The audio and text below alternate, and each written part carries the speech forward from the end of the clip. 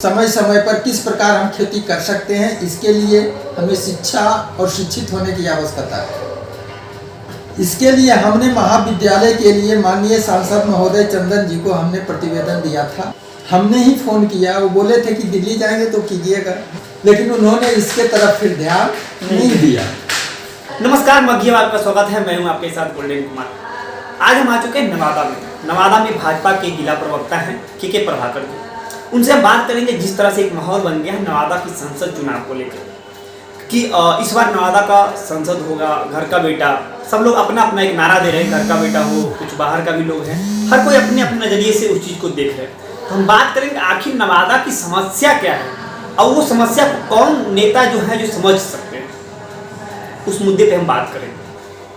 कुछ बुनियादी मुद्दे अलग हैं जो नवादा को अलग करता है आम लोकसभा क्षेत्र से।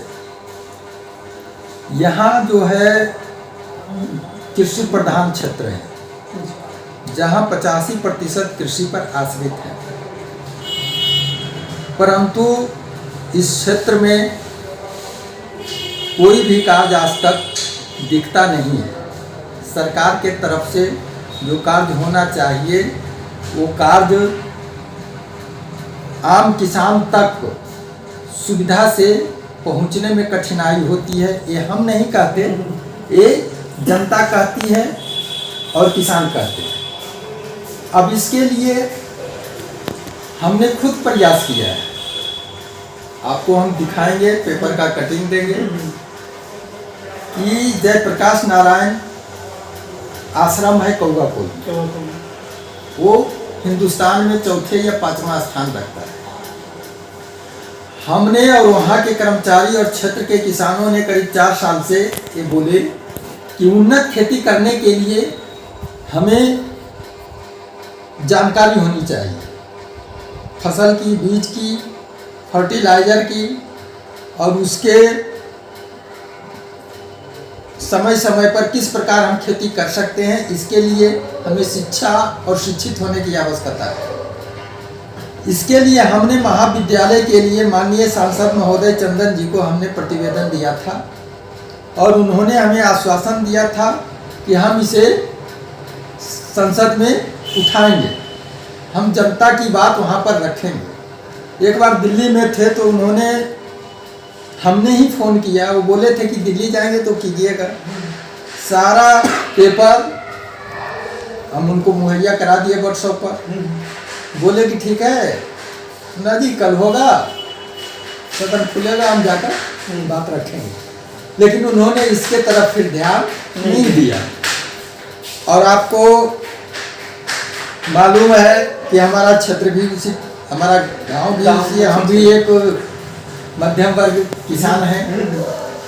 अगर वहाँ वो खुल जाता है, वहाँ अगर महाविद्यालय या विश्वविद्यालय खुल जाता है तो वो पूरे जिला के लिए और झारखंड के लिए एक वरदान होगा। जो किसान 10 बीघा खेत रहकर भी आज रोटी, कपड़ा और मकान प्राप्त नहीं कर रहे हैं, वह अपने बच्चों का एडमिशन कराएंगे, अपने बच्चों को पढ़ाएंगे, खुद जाकर वहाँ ट्रेनिंग लेंगे और ट्रेनिंग लेने के बाद खुद सरकार से उस ट्रेनिंग के बल पर वो आर्थिक तौर पर सहयोग लेंगे और उन्नतदार खेती करेंगे। और निश्चित तौर पर वह ऐसा कृषि समाज है जहाँ 85% निर्भर है, जहाँ जाति नहीं, किसान की कोई जाति नहीं। और किसान जब लगता है तो उसके पहले लगता है गरीब, इसलिए कि उसके लायक सरकार योजनाएं लाती है लेकिन उन तक पहुँचने में दिखता नहीं।